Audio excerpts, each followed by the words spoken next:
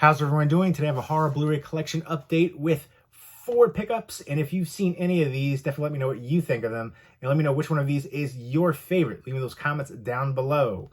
First up is an A24 horror movie, and it's called Talk to Me. This is the 4K release, 4K Blu-ray digital copy combo pack from Lionsgate. And I haven't seen this one yet. I will be checking it out soon. I've heard a lot of hype for it, a lot of buzz. I feel like it's the most hyped horror movie of the year. And it does look like it has some creepy imagery, but I am a bit skeptical when a movie's that hyped up. Can it live up to that? And it's apparently about a group of friends that they have this embalmed hand, and they hold on to it, and they can conjure some spirits, but I guess they go too far and conjure some evil spirits. They have to fight them off to survive. And I know the directors here are twin brothers, Danny and Michael Philippou. So I will be checking this one out soon. I've heard just rave reviews for it. It's supposed to be, really scary and creepy. I don't know the last movie that's actually scared me. Let me know what the last movie that actually scared you is. And let me know what your favorite A24 horror movie is, because I feel like there are a lot of really interesting, unique concepts from A24, and they have a huge fandom. But for me, it's hit or miss, but more miss personally. But I do appreciate that they have creative, unique ideas. Under the Skin really surprised me. I'd say that's one of my favorite A24 horror movies.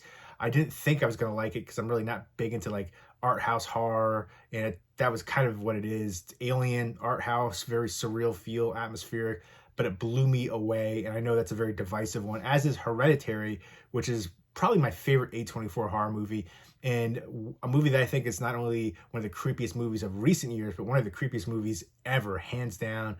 And I know a lot of people didn't like the ending. For me, it definitely worked, and you can watch it back and rewatch it, and you can kind of pick things up and where it can make sense for the ending and read into certain things. And again, I love how you're following the one character and then suddenly you're not. It reminded me of Psycho. I remember watching Psycho in film class and it just blew me away. I had that same kind of feeling because you don't see that too often. But Hereditary was incredible, and Toni Collette deserved an Oscar for her performance, as did James McAvoy for Split. He was also great in Filth. That is a really underrated Irvin Welsh adaptation. Nobody ever talks about that one, but great performance there. But just a couple examples of horror performances being worthy of Academy Award nominations. But Toni Collette in Hereditary, really awesome. But there's a few other really good ones out there for me. Green Room is another A24 one. More thriller, but also you can put it in the horror realm. To me, that was one of the most suspenseful, tense horror movies I've ever seen, hands down. Love Picard in that one, Jean-Luc. Sir Patrick Stewart was really great in there. I joke about being for that role. He's been in a lot of other things too, but Green Room is incredible. Love that one. Super tense. But those would probably be my top 3 favorites from A24. So I am looking forward to this one, even though, like I said, A24 is hit or miss for me, mostly miss. They always have really creative, unique ideas, which I can appreciate that aspect. Next up is I Still Know What You Did Last Summer, and this is from Sony. And this is the 4K right here. It has Dolby Vision, Dolby Atmos, and some special features. There are some special features on Talk to Me too, and right there on the back. So apparently, there's a lot of high praise for this one, hands down, horror classic. Just the blurbs are just, maybe hyperbole. We shall see. But I Still Know What You Did Last Summer. This one gets a lot of hate, but I remember actually really enjoying this one. You've got the singer Brandy in here, Jennifer Love Hewitt, Freddie Prinze Jr., Mekhi Phifer too. I like the fisherman character. Let me know what your favorite 90s slasher movie is. For me, Candyman, hands down. I love that one. It's an all-time favorite of mine. But they could go to, I think, the Bahamas here. They get some tickets, and they go there and they're getting stalked. It's pretty basic formula, and they're trying to find out who the killer is, fight to survive. This is directed by Danny Cannon, who's interesting. He directed Judge Dredd with Rob Schneider, Armand Assante, Sylvester Stallone. I used to actually live in a town where Armand Assante lived. I thought it was really interesting. I remember, he would go to the video store. He had like a bodyguard with him. But I Still Know What You Did Last Summer on 4K. This is the 25th anniversary edition. I'm looking forward to revisiting this one and checking out the transfer here. I'm in the minority in enjoying this sequel. I haven't seen the third one, which I didn't hear good things for that one. I think nobody from the original cast was there in that, but I know they're going to be working on another one, a fourth one in this franchise, so I'll check that out.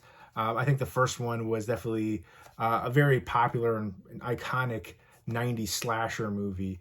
But again, I remember really enjoying this sequel, so definitely looking forward to checking this one out on the 4K release. Next up is the Leprechaun Collection Steelbook. And there's a lot of these like Lionsgate horror steelbooks released.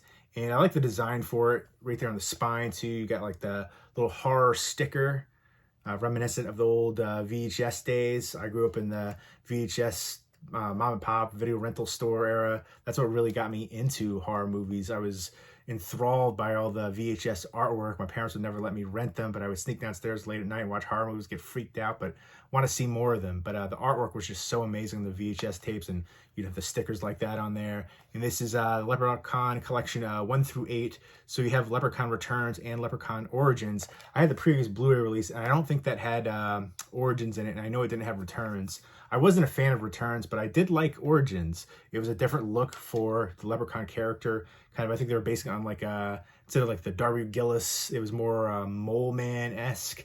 And instead of Warwick Davis, it was Hornswoggle from WWE, which was interesting. But I liked the look, and it was darker. And I know a lot of people complain because it was different than what they're used to, and people can't seem to handle that. You know, it was more serious, more darker. It didn't have like the, you know, the jokey aspects and comedic elements of the rest of the franchise at that point.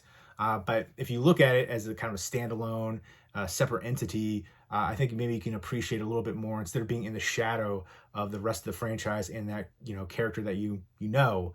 Look at it as a different character essentially. But I remember really liking that one, and I want to revisit it.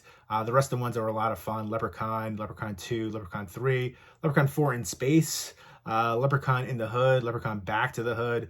Leprechaun in the Hood had Ice-T in there. But yeah, Leprechaun Origins and then Leprechaun Returns, which I remember checking out on the Sci-Fi Channel when it came out, and I didn't really care for Leprechaun Returns. But these movies are cheesy fun. The first one had Jennifer Aniston in it, and Warwick Davis is awesome as the Leprechaun character. It's a good mixture of, you know, the horror and comedy elements going on throughout.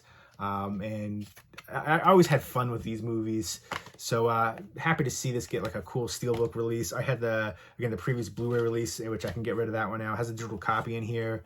And I wish there would have been a swing tray in here. You have the movies on discs like that, but they're stacked discs. So you take the one disc out, and there's another disc underneath like that. And then you take, you know, right there, another disc. And Leprechaun Origins is actually on its own disc, and Leprechaun Returns is on its own disc. So you have 5 discs in total. And I'll go ahead and show you the artwork behind here too, because there is interior artwork, which I definitely appreciate. But yeah, I don't care for the stacked disc. A swing tray will do the job nicely, but I appreciate, you know, when they put a little bit more effort in. I feel like everything else for the steelbook release is amazing. That's really my only criticism, is wishing there was a swing tray instead. But overall, I am happy with this one, to have all the movies in one collection like this. I'd like to see more of these horror steelbooks too. Definitely happy to have this one in my collection, to have all the Leprechaun movies. I want to see more in this franchise too. These ones are just, you know, cheesy fun. Always enjoy them. Entertaining time, and an iconic character right there. And, you know, you have Jason versus Freddy. Let's see, you know, you also have Doll Man versus the Demonic Toys. Let's have a crossover with Leprechaun. Leprechaun versus Chucky. Come on. I've been saying that for like a long time. They're both, you know, in the smaller size right there. And then next up we have Cobweb, which when this first was announced, I thought it was a spider horror movie because, you know, the name right there. And there was kind of like a wave of spider horror movies that came out, Itsy Bitsy, a couple of years ago. But this one has Lizzie Kaplan in here, who I do like her as an actress. She was Annie Wilkes in Castle Rock. The first season was definitely, you know, the best. She was in Cloverfield back in the day too. But this one was way better than I was expecting it to be. It was creepy. It was atmospheric. At first, I was a little bummed that it wasn't involving a spider. Although there is, like, I think a brief mention of like a spider, but that's not what it revolves around. There's spiders in a character's hair in here too. The one character is so freaking creepy and awesome. I don't want to give too much away with this one. I feel like the less you know, the better. It's basically about this kid who is just having a hard time at school, getting bullied and picked on, and his parents are really like overbearing, and they kind of, you know, just have him in his room, and he's hearing like scratches and noises and voices behind the wall in his room, and he doesn't know what to believe from the voices to what the parents are saying. It can go many different ways. So as a viewer, you're thinking, is it this way? Is it the parents? Is it in his mind? Is it, you know, there's a few different routes you can go. But the way that it plays out was definitely satisfying for me, and I really loved how it worked, and really interesting and unique. And Cobweb is directed by Samuel Bowden, who directed the French horror series Marianne. I haven't seen that yet, but I definitely want to check it out. I heard a lot of great things about that, and I will definitely check out anything that Samuel Bowden does in the future, because again, I've heard a lot of praise for Marianne, the series, and then this one, I really enjoyed the heck out of it. So I want to see more horror from Samuel Bowden. I feel like a lot of times when a director comes out with a few different good horror movies or again series, they kind of move away from that, and maybe they might come back later in their career, but I want to keep that going strong. We saw again Ari Aster, for instance, did Hereditary, which was definitely sheer horror. Midsommar didn't feel like it's folk horror more so, but there was really only a couple scenes that really worked as horror. And then you have Beau is Afraid, which was horrifying to sit through for me personally. That one got a lot of love and praise, but holy moly, battle of attrition to sit through that one. That was, I can't remember how long it was. It was a longer movie, like 2.5 hours, something like that, but it felt like 8 hours. It was just not for me, just super rough. Definitely a vanity project is what it felt like, and just went on too long. So much could have been edited out of that one, but I wish it would have stuck more to the horror realm for that, because I feel like for the first one it felt like just all horror, then for a second movie less of it, and then for a third not at all, and but I digress. Cobweb, check it out. Let me know what you think of it, especially on this one, because I really haven't heard anybody talk about it. I like the teacher character a lot in here too. I thought the actress there did a good job. I think really pretty much the whole cast did, in fact. The father character was decently creepy too, Anthony Starr, basically about the little kid, and you know, just finding out how that unravels as the movie progresses. Just was really intriguing, really interesting. It went a route that I wasn't initially expecting, but I ended up really loving it. So I would definitely recommend checking out Cobweb. Give it a fair chance, and I feel like the less you know, the better. But the cover does give a lot away, and you have some special features in there too, including how the character got into the one role in particular. But there you go. So the only one that I haven't seen is Talk to Me, which I will be watching soon. The rest I have seen. I know I'm in the minority of really enjoying I Still Know What You Did Last Summer, and Leprechaun Origins for that matter. But Cobweb, I really haven't heard too many people talk about this one, but I would definitely recommend giving this one a chance. It's probably not going to blow a lot of people away, but for me, it's something a little bit unique for at least the past couple of years of movies that we've been getting. Makes you think as a viewer, which way could it go, which I appreciate. I like the acting a lot, the atmosphere, the cinematography too, and then the makeup effects. I thought it was really well done, especially a lot of the movements and stuff with the certain character.